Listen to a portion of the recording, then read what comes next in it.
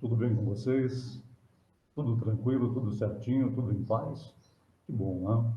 A aula de hoje, ditaduras na América Latina, o regime militar no Brasil, economia e milagre econômico. É o tema da nossa aula de hoje e eu quero convidar você, né? Eu quero convidar você para fazer uma viagem através do tempo, né? Na história da nossa aula de hoje, enquanto eu compartilho aí a tela com você, uma viagem através do tempo na história do regime militar no Brasil, economia e também um milagre econômico. Estou compartilhando a tela com você, né, para você poder me acompanhar, né, para você poder acompanhar a nossa aula de hoje. E o nosso objetivo é compreender o que foi o chamado milagre econômico durante o regime militar e também analisar os efeitos econômicos na vida da sociedade. Na aula anterior, durante o governo militar, nós tivemos a ação de grupos armados lutando contra o governo, a ação repressiva que foi expressa na ação de órgãos como DOPS e boicote, com perseguições e torturas, e também a propaganda que foi muito usada pelo governo, né? Principalmente ligada ao ufanismo. Lembra? Na aula passada, eu comentei com vocês sobre a propaganda no regime militar, as músicas, né? Eu te amo, meu Brasil, eu te amo. Ninguém segura a juventude do Brasil. Né? Essa era uma. Aquela da Copa do Mundo, né? A taça do mundo é nossa. Lembra disso? Então, sem falar também dos grupos armados, né? Dos grupos armados que que lutavam contra o governo, a ação repressiva, né? Tudo isso nós estudamos na aula passada, vimos também como estava Cambará nesse período, de 1963 a 1973, como estava o nosso município de Cambará, administrado por Dr. Milton Pasqualino e depois pelo Benedito Moreira. Bom, eu quero mostrar para vocês aqui, ó, essa imagem. Você sabe que lugares são esses? Você sabe? São obras de grande investimento. Concorda comigo ou não? Mas você sabe em qual período essas obras foram construídas? Então agora eu estou pedindo a sua participação, né? A sua participação no mural, a sua participação aí nos nossos comentários. Você sabe que lugares são esses da foto? Você sabe em que período essas obras foram construídas?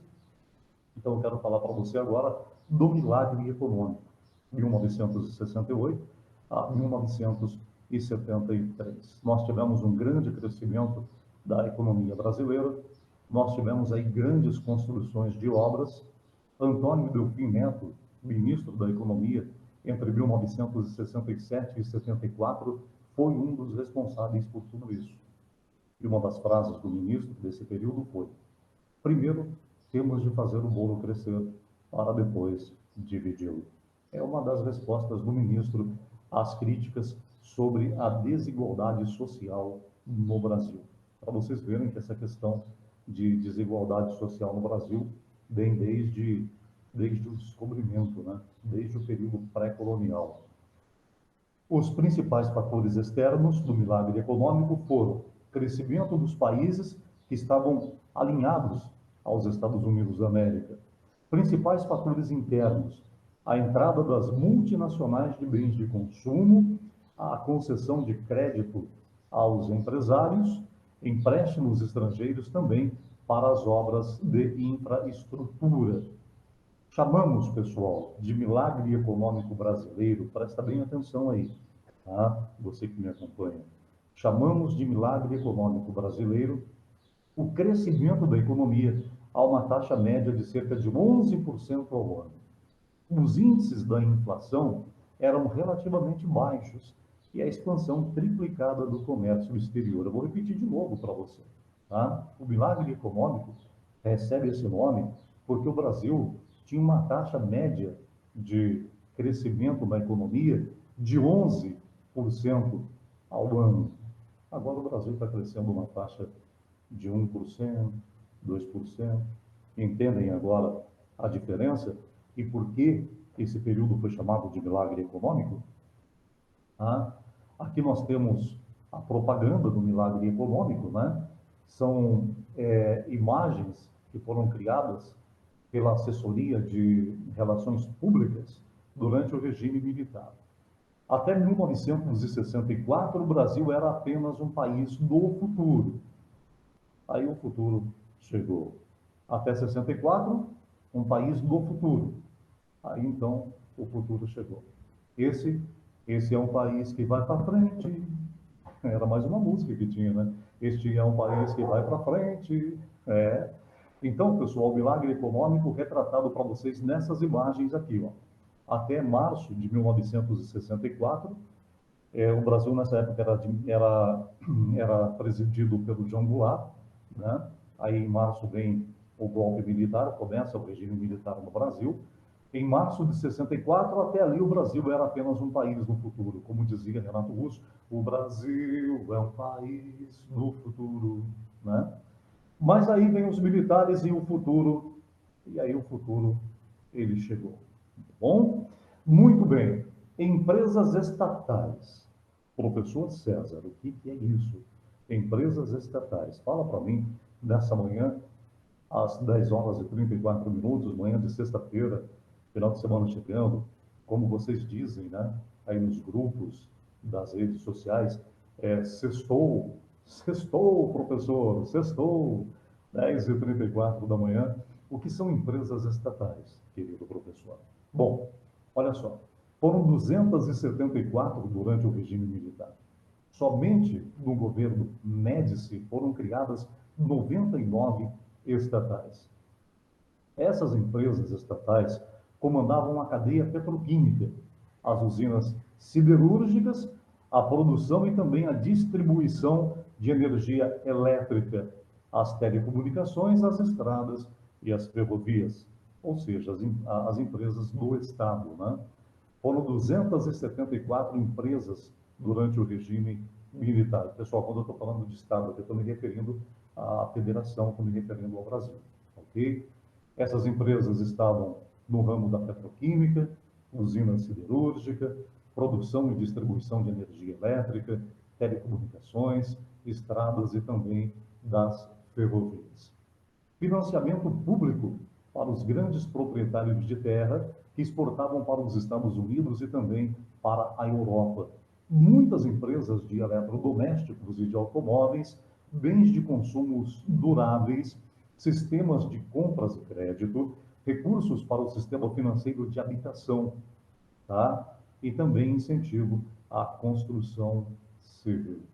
Agora eu quero falar para você de algumas obras desse período, e enquanto você lê o slide da tela que eu acabei de postar, eu vou tomar mais um café, né?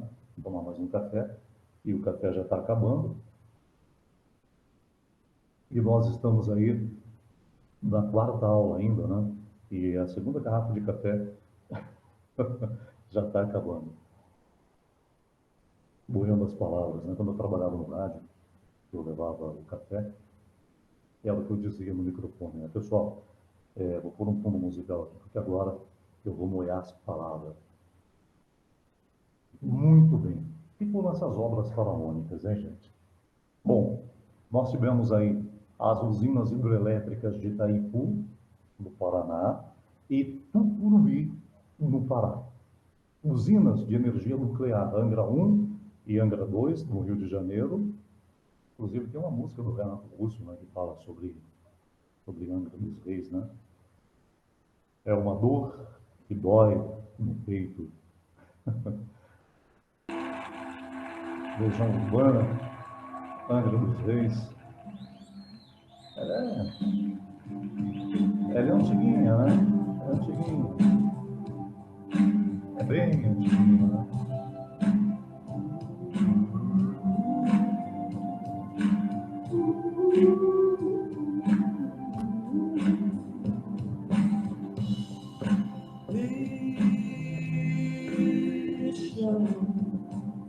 Se fosse surpreso,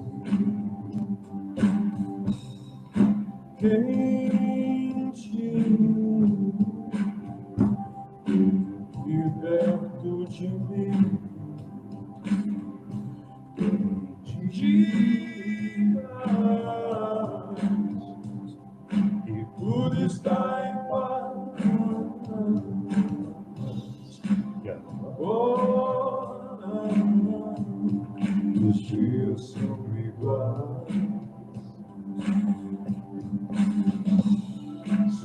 você só sentir saudade, mas tem sempre algo mais.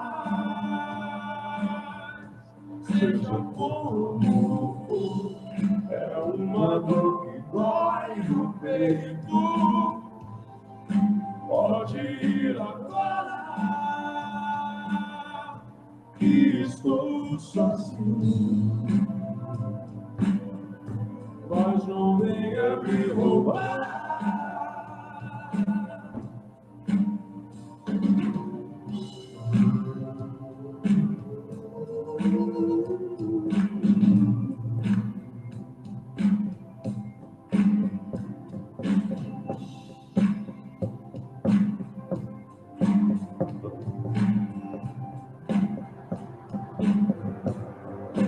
Vamos brincar perto da usina, deixa pra lá Angra dos Reis. Porque se explicar, só não existe perigo.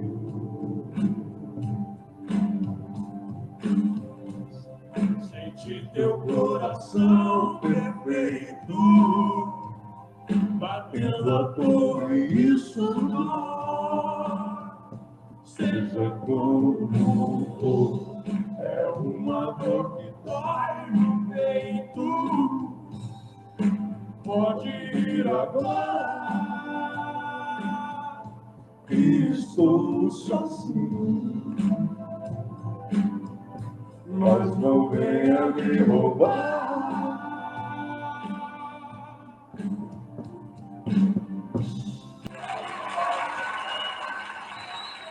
Muito bem. Legião Urbana, continuando aqui com a nossa aula, né? Depois dessa canção aí do Renato Russo, né? A usina de energia nuclear Angra 1 e Angra 2 no Rio de Janeiro, Ponte Rio-Niterói, no Rio de Janeiro, a rodovia Transamazônica, 4.223 quilômetros.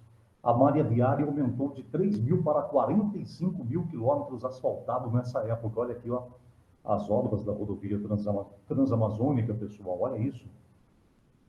Né? E também a obra da ponte Rio-Niterói. Tá? Outro lado do milagre.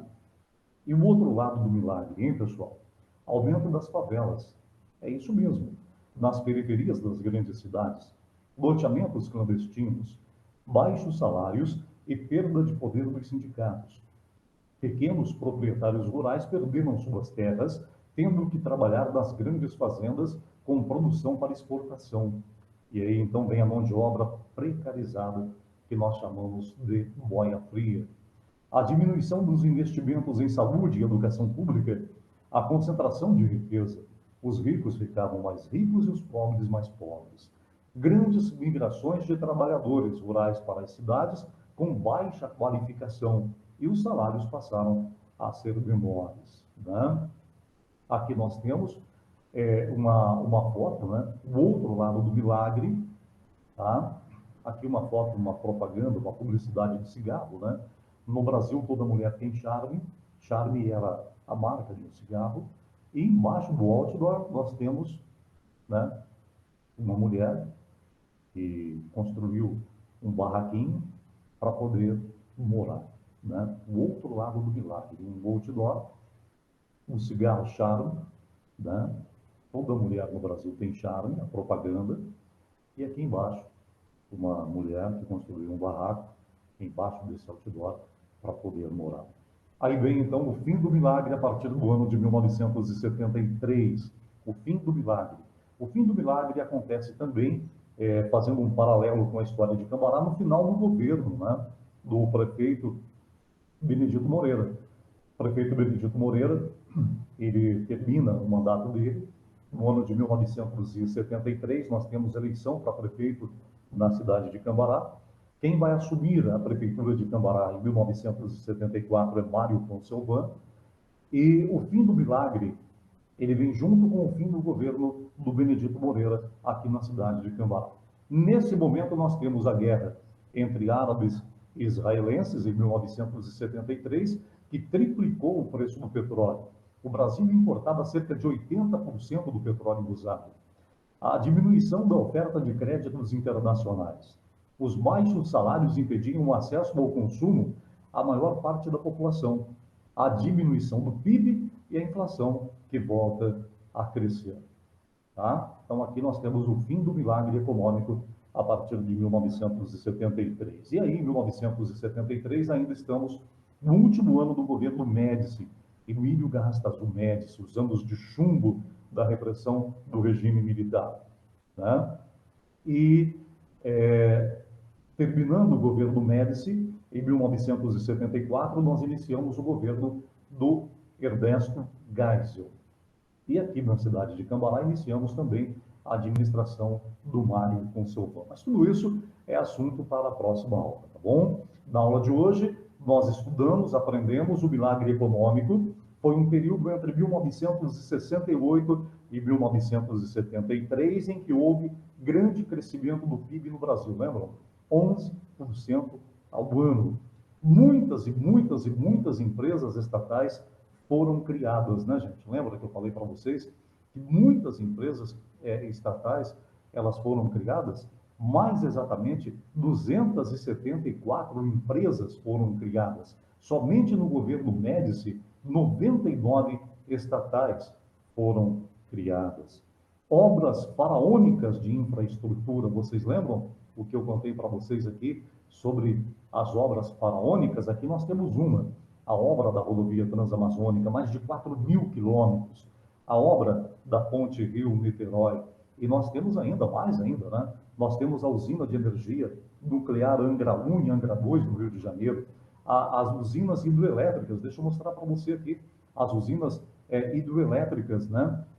De Itaipu, né? E também a do Pará, a usina hidrelétrica de Itaipu, que está aqui, a usina do Pará, e aqui a ponte Rio-Niterói.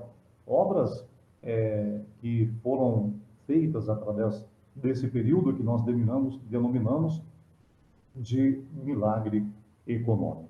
Mas, porém, contudo, entretanto, houve também o aumento da desigualdade social, gente. Nós não podemos deixar de falar sobre isso do outro lado desse milagre econômico. Diminui o investimento na saúde, diminui o investimento na educação pública, a riqueza, o rico cada vez mais rico, o pobre cada vez mais pobre. Tem uma música do... Ai, qual é o nome daquela banda? Quando o rico cada vez fica mais rico. As meninas. Quando o rico cada vez fica mais rico e o pobre cada vez fica mais pobre. É as meninas, né? Será que eu vou ter que... Gente, mas eu sou terrível com esse negócio de música, né? É alguma coisa, Chibom, Chibom Bombom. O nome da música é Chibom Bombom. Eu acredito que vocês não devam se lembrar, gente, né? Mas As Meninas foi um grupo musical da Bahia, de música axé, que fez muito sucesso, né? Entenderam, gente? Então, ó, voltando aqui para a nossa aula, vamos focar, para não perder o foco, tá? Então, o outro lado do milagre é a diminuição dos investimentos em saúde, educação pública, a concentração de riqueza, os ricos mais ricos e os pobres mais pobres. Bom, bom, bom, bom, bom. Onde o rico ficava cada vez mais rico e o pobre cada vez mais pobre.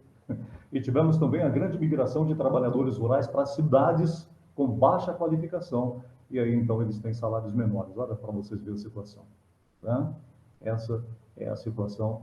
E, com isso, nós temos o aumento das favelas nas periferias das grandes cidades, né, gente? Baixo salário, pequenos proprietários rurais que perderam aí suas terras, surge boia fria, a mão de obra precarizada, e esse é o outro lado do milagre econômico. Tá bom, pessoal? Então, é isso, né? É isso. Quero deixar aqui um grande abraço para você, viu? Na aula de hoje, nós falamos sobre esse momento da história do Brasil, denominado de milagre econômico, né? o regime militar no Brasil, a economia, o milagre econômico no nosso país. Eu espero que você tenha conseguido abrir a sua mente para o novo. O conhecimento liberta. Pensem sempre nisso, pessoal. O conhecimento liberta. O conhecimento, ele é libertador. Então, abra sua mente. Aí tem aquela outra música lá das frenéticas, né? As frenéticas. Abra sua mente. Fez muito sucesso na década de 70, né? Bom, mas vamos lá. Pessoal, então, temos aí um campo amplo para vocês poderem fazer as pesquisas de vocês, tá bom? Se vocês quiserem pesquisar sobre a ponte Rio-Niterói, se vocês quiserem pesquisar sobre a rodovia Transamazônica, eu acho muito interessante essa pesquisa. Eu morei por um determinado período, né, na Amazônia, e essa rodovia até hoje ela não terminou ainda, viu, pessoal? A Transamazônica até hoje ela não terminou ainda. Tem trechos dessa estrada que são terríveis. Eu mesmo morei em Machadinho do Oeste. Alô, pessoal de Machadinho do Oeste, meus ex-alunos, forte abraço para todos vocês aí, um povo querido lá em Machadinho do Oeste, em Rondônia. E, às vezes, quando chovia, nós entrávamos no ônibus em Ariquemes ou em Jalu, para irmos até Machadinho do Oeste, cerca de quase 200 quilômetros de estrada sem pavimentação, e geralmente ficávamos encalhados pela estrada, né? Quando eu digo encalhado, é literalmente atolado mesmo, encalhado mesmo. Às vezes a chuva levava algumas pontes, e as pontes eram feitas de madeira, né? E aí você tinha que fazer a tal da baldeação. Deixava o ônibus de um lado, atravessava pelo outro por uma pinguela, né? Para pegar o outro ônibus para conseguir chegar até o município de Machadinho do Oeste. Então, pessoal, eu volto a frisar para vocês de novo o seguinte: pesquisem aí, tá? Sobre a rodovia transamazônica, sobre a ponte Rio-Niterói, sobre a Itaipu Nacional, pesquisem sobre a construção da Itaipu, sobre a hidrelétrica do Pará, em Tucuruí, pesquisem sobre esse momento que ficou conhecido como o milagre econômico no Brasil, de 68 até o ano de 73. Mas pesquisem também o outro lado do milagre, né? A falta de investimento em saúde, educação, surgem os boias-frias, a falta de qualificação profissional, o rico cada vez fica mais rico, o pobre cada vez mais pobre. Um campo muito grande de pesquisa para todos vocês aí. Grande abraço para você, seja muito feliz e até a nossa próxima aula.